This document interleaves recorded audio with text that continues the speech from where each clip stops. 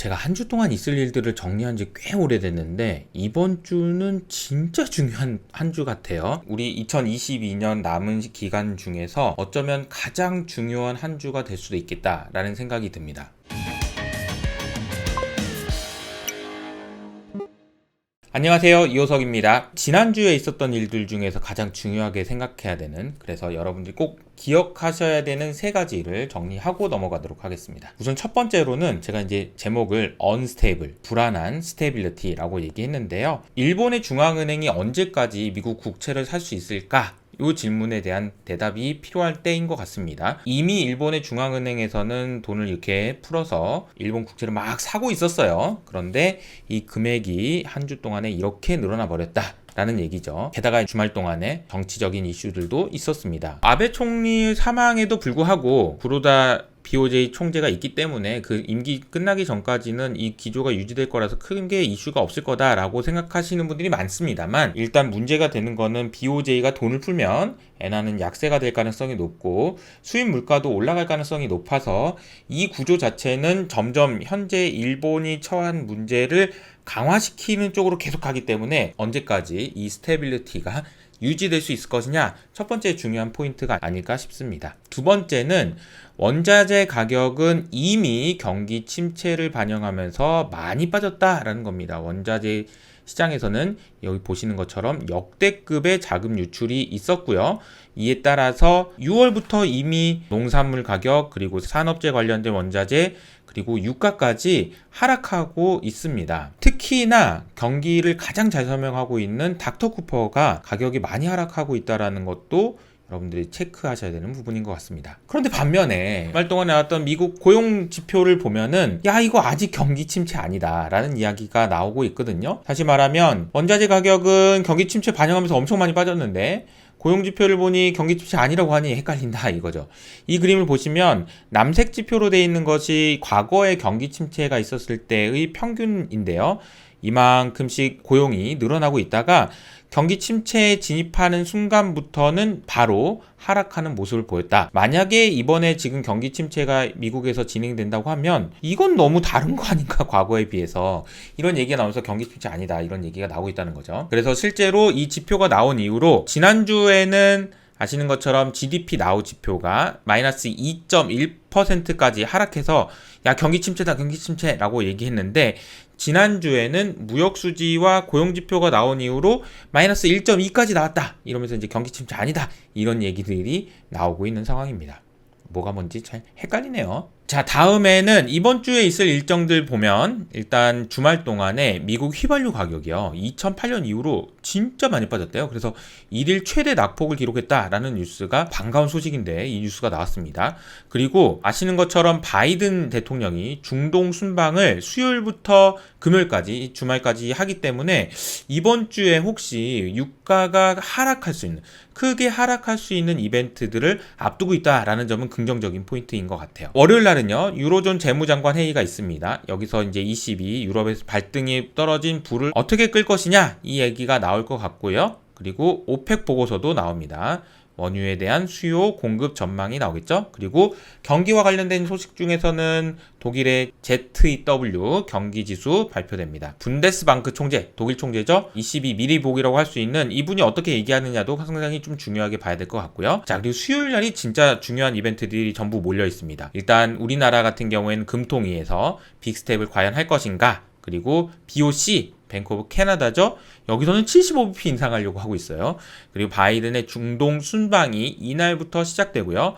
미국에서는 베이지 뷰이 발표됩니다. 미국 경제에 대해서 어떻게 보고 있는지. 그리고 CPI, 네, 이게 제일 중요하죠. 미국의 CPI가 지난달에는 정말 금융시장에 정말 안 좋은 영향을 줬는데 이번에도 과연 그럴까요? 이게 굉장히 좀 중요한 이벤트가 아닌가 싶고요. 수요일부터 주요 기업들 실적 발표도 예정되어 있습니다. 금요일에는 중국 지표도 발표됩니다. 이번 주에는 간단하게 경기 침체에 대한 이야기 먼저 하고요. 인플레이션, 그리고 중앙은행의 통화정책 관련된 이야기, 그리고 2분기 실적 관전 포인트, 그리고 신흥국 리스크 정치 관련된 이슈까지 점검해 드리도록 하겠습니다. 첫 번째, 경기 침체입니다. 도대체 경기 침체라는 것이 뭐고 온 거냐 안 온 거냐? 잠깐만 우리 정의를 한번 내려볼까요? 그리고 연준의 목적이 무엇이고 진짜 투자자에게 중요한 건 따로 있는 것 같아서 이 내용을 설명드려보도록 하겠습니다. 자, 그 경기 침체 정의를 한번 내려보죠. 경기 침체 정의를 한번 내려보면 뭐가 경기 침체고 뭐가 확장입니까? 라는 질문에 대해서 NBER이라는 곳에서 미국의 기관이죠. 미국의 중요한 경제 관련 기관인데 여기서 공식적으로 경기 침체가 무엇인지에 대해서 정의를 했습니다. 어쩌고 했는데 우리가 많이 알려져 있는 것은 2분기 연속 경기 침체, 경기가 둔화됐다라고 하면 이건 경기 침체입니다 라고 얘기를 했는데 그런데 자세히 이게 보시면 여기에 뭐라고 나와 있냐면요. 잠깐만 근데 2020년에는 이거 경기 침체로 봐야 되나?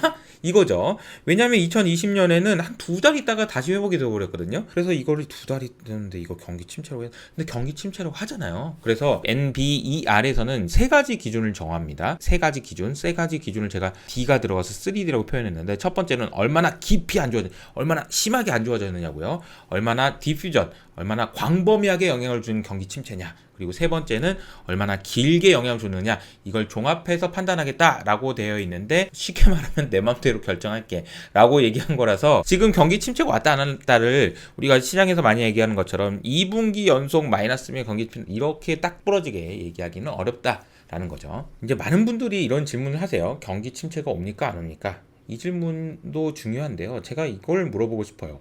근데 그게 왜 중요하죠? 이게 무슨 말이냐면요. 경기 침체가 올지 안 올지를 맞추는 거는 이코노미스트한테 중요한 거고요. 사실 우리 투자자들에게 중요한 거는 경기 침체가 올지 안 올지를 맞추는 건 중요하지 않아요. 뭐가 중요하냐면요. 투자를 하는 사람들이 혹은 사업을 하는 사람들이 경기 침체가 온다고 생각하나요? 안 온다고 생각하나요가 중요합니다. 경기 침체가 온다라고 생각하면 그걸 반영해서 주가가 반영할 거고요. 안 온다고 생각하면 그걸 반영해서 주가가 반영할 거기 때문에 사실 경기 침체가 오냐 안 오냐는 먼 미래에 확인할 수 있는 거라서 그것도 MBER에서 그냥 이거 경기 침체 아니야 그럼 모르는 거거든요. 그래서 온다 안 온다라는 훌륭하신 이코노미스트 분들께서 하시는 거고 우리 투자하는 사람들 입장에서는 옆에 보면서 경기 침체가 온다고 하는 거야 안 온다고. 사실 지난주까지만 해도 엄청 경기 침체가 온다는 얘기가 많았었고요. 아마 이번 주에는 미국 고용지표 나오고 나서 경기 침체가 아닌 것 같은데 라는 이야기들이 더 힘을 받을 겁니다. 그러면서 이 시장의 흐름은 왔다 갔다 하겠죠. 그리고 또 하나 더 중요한 질문은 뭐냐면요. 연준이 금리 인상하는 진짜 목적이 뭐냐 이거죠. 제가 이제 이 비율을 설명을 드렸는데요. 이 어머니가 아들 시장이나 경기를 위해서 연준이 회초리를 들러서 이놈 자식 이 금리를 올려서라도 이놈 자식 인플레이션 잡아야지 막 이런 거잖아요. 근데 이렇게 잡다가 다행스럽게 인플레이션 잡히면 좋은 건데 연준에서 우리가 여기 경제 침체를 각오할 정도로 이놈 자식 이거 맴매를 때려줘야지 회초리를 때려줘야지 이런 거는 경기 침체를 각오한다라는 거지 경기 침체를 의도하는 건 아니에요. 그죠? 그러다가 때리다 보니까 인플레이션이 오기 전에 경기 침체가 오면 이거 어쩔 수 없이 경기 침체 오는 거고 경기 침체 오기 전에 인플레이션 잡히면 그만하면 되는 거잖아요. 그렇잖아요. 연준의 긴축의 목적이 경기 침체가 아니라는 사실이 중요한 것 같습니다. 그리고 오히려 긴축을 하는 동안에 경기 침체가 안 오는데 사단이 날 수는 있다. 사건 사고가 날 수 있다. 이게 이제 저는 중요하다고 생각해서 가장 큰 리스크는 물가가 잡히기 전에 연준이 포기하는 거다. 이렇게 정리를 했었죠. 두 번째로는 중앙은행에 대한 이야기입니다. 미국 물가 이번 주에 나오는 가장 중요한 지표죠. 그리고 한은 금통위 ECB에 대한 이야기를 해보도록 하겠습니다. 자, 우리가 보통 물가에 대한 이야기를 할 때 이제 이렇게 볼 수 있거든요. 물가와 실업률을 합쳐서 우리가 미저리 인덱스, 그러니까 얼마나 고통스럽니? 라는 질문에 대한 대답입니다. 위로 올라갈수록 고통스러운 건데요. 2012년부터 보면 전체적으로 유럽 지역, 그리고 영국, 미국 모두 고통스럽지 않은 구역까지 올라갑니다. 그래서 사실 2016년부터 2020년까지는 별로 고통스럽지가 않아. 한 개도 고통스럽지가 않아. 이런 분위기였는데 최근에는 이런 지표들이 계속 올라가죠. 이유는 뭐냐면 물가도 너무 올라가고 실업률은 아직 안 올라갔지만 물가가 올라가기 때문에 그렇습니다.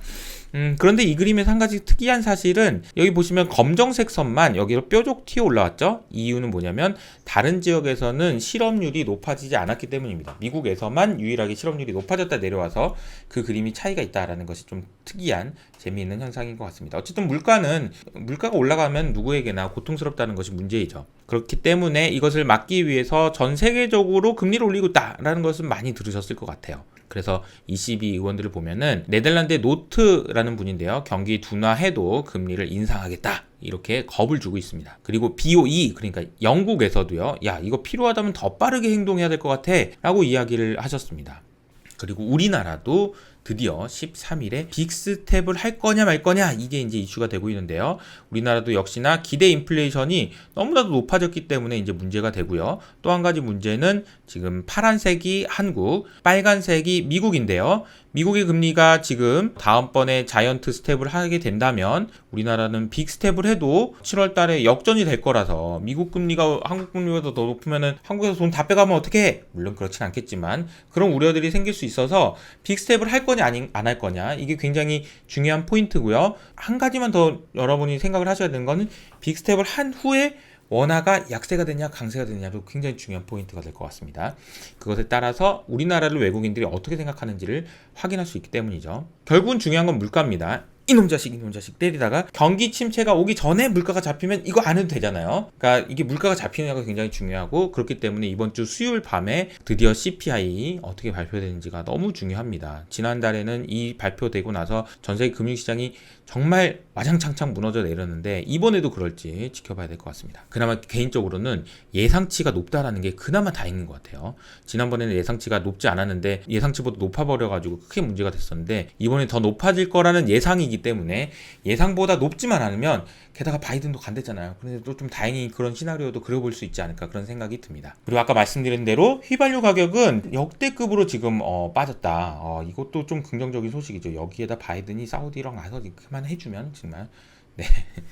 그런데 한 가지 걱정스러운 부분들도 있어요. 물론 기대되는 부분도 있지만, 이 고기비를 넘어가면 정말 좋을 것 같다라는 기대를 할 수도 있지만, 반대로는 국채시장의 매도세가 진정되고 있고 국채시장이 하락하고 있음에도 불구하고 변동성이 커진다라는 얘기는 좀 걱정됩니다. 그래서 여기에 나와 있는 게 이 그 손에 여기가 그 하얀색으로 나와 있는, 그러니까 이게 사람들이 너무 긴장을 하다 보니까 이러면서 여기에 지금 피가 이게 안 보일 정도로 이게 이런 지금 채권 투자자들이 그런 상황이라는 거거든요. 그래서 왜 그러냐 보니까요. 지금 보통 보면은 우리 주식시장에서도 주가가 올라가면은 변동성은 낮아지게 됐어요. 반대로 채권 시장에서는 채권 금리가 내려가면 변동성도 낮아져야 되거든요. 그런데 아이러니하게도 채권 시장의 변동성이 계속 오히려 더 높아지고 있는 것이 좀 깨름칙하다라는 거죠. 채권 시장 투자자들은 지금 이거 물가 혹시라도 높게 나오면 우리 큰일 났는데, 이런 분위기가 지금 형성돼 있다라는 거죠. 그래서 과연 물가가 어떻게 나오는지를 보고 많은 투자자들이 지금 모든 관심이 수요일날 나오는 물가 지표에 집중되어 있다라는 걸 말씀드릴 수 있을 것 같습니다. 자, 그리고 이제 게다가 이번 주가 너무 중요한 이유가 이번 주부터 미국 실적 시즌이 본격적으로 시작되는데요. 자, 이게 보면 첫 번째는요, 매출입니다. 자, 매출에 대한 전망치가 전반적으로 지금 올라가고 2022년도 올라가고 2023년도 계속 올라가고 있어요.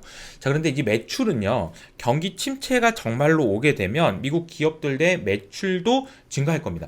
아직까지 제가 보기에는 미국에 있는 애널리스트들은 매출은 증가할 거라고 보는 거예요. 그러니까 경기 침체는 아직 반영을 안 하고 있다라고 보시면 될 것 같습니다. 반면에 지금 이익은 좀 둔화되고 있어요. 이익은 더 이상 올라갈 거라고 전망을 하는 사람들이 별로 없습니다. 그리고 세 번째로 마진은 아니야, 좀 줄어들 것 같은데, 이런 전망들이 지금 반영되고 있습니다. 아마 마진은 생산 단가는 올라가는데 소비자 물가로 전가를 못 시키는 기업들은 마진이 약화될 거라고 지금 보고 있는 거죠.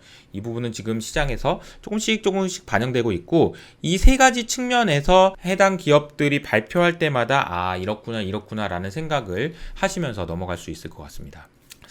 이번 실적 시즌에서 제일 중요한 건 역시 재고라고 보실 수가 있을 것 같고요. 재고가 문제가 되는 이유는 지난번에 제가 설명드렸던 채찍 효과. 그래서 처음에 소비자가 이렇게 살짝만 움직이면 소매상, 도매상들은 재고를 이게 나 조금 더 사야 될 것 같아, 살짝만 이렇게 넣으면 와, 더 산대 그러면서 이렇게 재고를 쌓아놓는다는 거죠. 그러니까 더 사 그러면서 공장 더 만들어 하면서 이게 더 만들게 되고, 하청 업체들한테는 더 만들려고 하다 보니까 처음에 소비자가 조금만 이렇게 했는데 나중에는 이렇게 큰 진폭이 훨씬 더 커진다라는 걸 의미합니다. 반대로 문제는 뭐냐면 소비자들이 잠깐만, 경기 침체 온다니까 이거 내려야 되겠다라고 하면, 문제는 이게 아이구야 이거 와장창창 하면서 이거 큰일 났다, 이런 얘기들이 지금 나오게 된다라는 것이 문제고요. 첫 번째 문제입니다. 두 번째 문제는 뭐냐면은 저스트 인 타임이 끝났다라는 얘기인데요. 과거에 이제 그 공급망이 문제가 안 되고 그럴 때는 빨리빨리 그냥 딱 받아서 딱 끝나고 딱 받아서 끝나고 그러니까 재고를 많이 쌓아놓을 필요가 전혀 없었는데 지금은 전반적으로 재고 수준이 굉장히 높다라는 얘기예요. 그래서 월스트리트 저널에서 나왔던 기사에 나온 내용인데요. 전반적으로 지금 전체적인 그 소매 판매 업체들은 재고가 그렇게 많지 않아요. 근데 우리가 이미 알고 있던 타겟을 포함해서 월마트 이런 대형 소매상들 같은 경우나 아니면 대형 업체들 같은 경우에는 재고가 굉장히 높아져서 이게 재고 문제가 어디에 얼마나 어떻게 있는지를 알 수가 없어서 이번 실적 시즌을 지나가면서 가장 중요하게 확인해 보셔야 되는 것이 재고인 것 같습니다. 그리고 개인적으로는 수요일날 발표되는 패스널이라는 회사가 있는데요. 이 회사는 굉장히 좀 주목해서 보셔야 될 것 같아요. 시가총액이 크거나 하진 않지만 이 회사는 서플라이 체인과 관련된 솔루션을 제공하는 회사이고 볼트나 너트와 같이 전반적으로 제조업 경기에 굉장히 민감한 영향을 받는 부품이나 제품들을 판매하는 회사이기 때문에 이 회사의 실적은 다른 실적들보다도 굉장히 좀 주목해서 보실 필요가 있지 않나라는 생각이 듭니다. 신흥국 이야기는 강달러가 어떤 영향을 주는지 볼 건데요. 강달러가 이번에는 좀 더 심한 영향을 줄 것 같다 이런 얘기가 나와서요. 그 내용을 한번 보다가 어떤 문구를 발견했는데 깜짝 놀랐습니다. 신흥국은 경제 좋아지고 안 좋아지고 이런 거 하는데 이 다음 표현이 정말 깜짝 놀랐어요. Mercy of the US Federal Reserve. 뭔 소리야 이거? 이거 무슨 말이냐면요. 자, 연준의 자비에 의해서 연준 멀시의 자비죠. 연준이 야 니네 경제 한번 돌려봐. 안돼 내놔. 여기에 따라서 신흥국 경제가 좌지우지 된다라는 이야기인데 참 이런 표현을 파이낸셜 타임즈에서 쓰는구나 알고는 있었지만 참 이 얘기 들으니까 좀 짜증도 나고 기분도 나쁘고 막 그런 생각이 드네요. 어쨌든 지금 강달러가 신흥국을 힘들게 하는 4가지 루트라고 해가지고 첫 번째는 글로벌 무역이 줄어들게 된다라는 겁니다. 달러가 강하게 되면은 우리나라 원화 기준으로 원화 약세가 된다는 얘기니까 원화로 보면은 옛날에는 이거 똑같은 건데 뭐 1,000원 하던 게 왜 1,200원이지? 비싸 보인다. 그러면서 안 사게 되면서 무역 자체가 줄어든다는 게 첫 번째 영향이고요. 두 번째로는 달러 빚이 많은 나라는 신용도가 악화되게 됩니다. 세 번째는 중국 경제에 안 좋은 영향을 준다. 그런데 이걸 알고 있는 중국은 또 이번에 좀 다른 대응을 했죠. 그리고 환율 약세가 되면 수입 물가가 상승하기 때문에 인플레이션도 안 좋은 영향을 준다라는 거죠. 달러가 강해질 때 이머징 국가들은 전반적으로 그게 좋은 모습을 보이지 않았다라는 거죠. 달러가 약세가 될 때 좋아지고 파란색 달러는 강세가 되고 있어서 안 좋은 영향을 줄 것 같다. 이미 안 좋은데 뭘 또 안 좋아져 이런 생각이 드는데요. 이번 주에 나왔던 뉴스인데요. 역사적으로 디폴트가 많아지는 상황이 나올 것 같다라는 이야기가 나오고 있습니다. 국가 부도 쓰나미가 오고 있다라는 얘기가 나오고 있는데 스리랑카, 레바논 여기는 지금 우리가 알지도 못하는 사이에 벌써 국가 부도가 났어요. 그리고 지난 6개월 동안 신흥국의 부실채권 규모는 2배나 늘었습니다. 언제 그렇게 많이 늘었지? 이미 우리나라 돈 기준으로 300조 원이 넘는 신흥국 외화채권이 부실채권 수준으로 거래되고 있습니다. 거의 지금 헐값에 거래되고 있다는 얘기죠. 신흥국 중에서 취약성 순위를 보면은 엘살바도르 등등등등 있고요. 우리나라는 그나마 가장 마지막에 망할 것 같은 나라에 들어간다라는 거죠. 그리고 원리금이 언제 돌아오느냐 이것도 중요하잖아. 원금이 언제 돌아오냐면 가장 많이 돌아오는 게 여기 11월 달입니다. 하반기에 잘 넘어가더라도 올해 내년에 이제 좀 문제가 될 수도 있어요. 반면에 중국은 연준이 일시적이라고 할 때도 중국에서는 금리 올리고 이번에는 또 오히려 완화 정책을 쓰고 있는데 그 특징 중에 하나가 지방정부가 특수목적 채권을 발행하겠다라는 이야기가 지금 주말 동안 나옵니다. 그러니까 중국은 어쨌든 역사이클로 가면서 좀 잘 대응을 하고 있는 것 같아요. 나름대로는. 그래서 우리나라 돈으로 한 290조 원 규모의 지방정부 특수목적 채권 발행을 허용할 거다라는 얘기가 나오고요. 인프라 투자에 박차를 가할 거다라고 얘기를 하고 있습니다.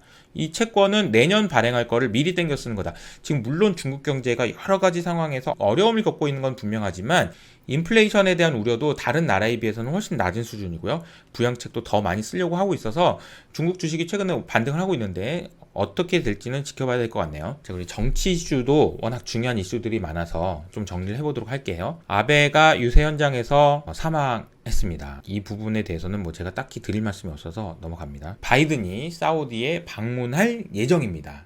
이것도 이번 주에 있을 가장 중요한 이벤트 중에 하나가 될 것 같아요. 국내에서 관련된 뉴스를 다룬 그 헤드라인을 보면요. 인권보다는 기름이구나. 역시 이렇게 사우디 왕세자 왕따 시킨다고 하더니 바이든 가는구나. 결국은 인권이 뭐냐? 그리고 환경이 뭐가 중요해? 인플레를 잡는 게 중요하지. 그래 알았어. 이런 분위기였는데 그러다 보니까 워싱턴 포스트에다가 바이든이 아니야. 나 인권도 중요하게 다룰 거야 라고 얘기했다고 보시면 될 것 같습니다. 어쨌든 우리 투자하는 사람 입장에서는 바이든이 사우디에 가서 소기의 성과를 이뤄내느냐 여부가 굉장히 중요하고, 그렇게 된다면 유가에는 큰 변화들이 일어날 수 있어서 중요할 것 같습니다. 근데 반면에 이 사람 푸틴은요, 추가 제재를 하게 되면 에너지 시장에 재앙이 올 텐데 괜찮겠니? 뭐 이런 얘기들을 계속 하고 있습니다. 서방이 러시아에 대한 제재를 한 것을 비판하면서 만약에 이거 계속하게 되면은 에너지 시장에 재앙이 될 텐데 넌 괜찮겠니? 이런 위협을 계속하고 있다라고 보시면 될 것 같습니다. 그러다 보니 가장 떨고 있는 것은 독일이죠. 가스 공급 영원히 멈출까봐 전전긍긍하고 있다라는 소식이 전해집니다. 잘 알려진 것처럼 독일이 러시아에 대한 가스 의존도는 굉장히 높은 상황이고 단기적으로 대처할 수 있는 방법이 없기 때문에 이 얘기 나왔네요. 독일 경제장관이 위기 해결을 위해서 whatever it takes 뭐든지 하겠다. 이거 옛날에 유로화를 지키기 위해서 뭐든지 하겠다고 드라기 총재가 2013년에 했던 거랑 똑같은 단어네요.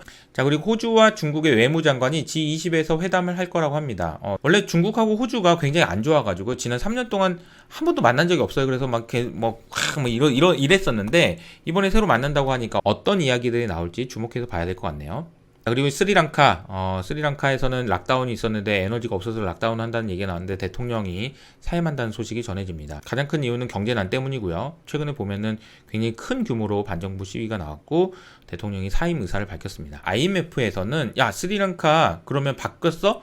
정권 바뀌고 진정되면 우리랑 다시 돈 빌려주는 거 그거 다시 한번 얘기해보자 라고 이야기를 하고 있습니다. IMF 입장에서는 돈 빌려준 사람이니까 그 사람 나가고 딴 사람 오면 다시 얘기하자, 이런 얘기를 할 수 있는 상황이라는 거죠. 앞서 말씀드린 대로 이번 주는 정말 중요한 한 주가 될 것 같아요. 인플레이션 지표가 나오는데 그 전후로 해서 바이든은 사우디를 방문합니다. 그리고 2분기 실적이 안 좋아질 거라는 것을 많이 각오는 하고 있습니다만 정말 우리가 각오했던 것만큼 주가가 얼마나 반영이 됐는지도 우리가 시장을 보면서 모니터링하면서 확인할 수 있을 것 같아요. 이번 한 주가 남은 2022년 전체를 통틀어서 가장 중요한 한 주가 될 수도 있을 것 같은데요. 생존 투자하실 수 있기를 응원합니다. 지금까지 이효석 아카데미였습니다. 감사합니다.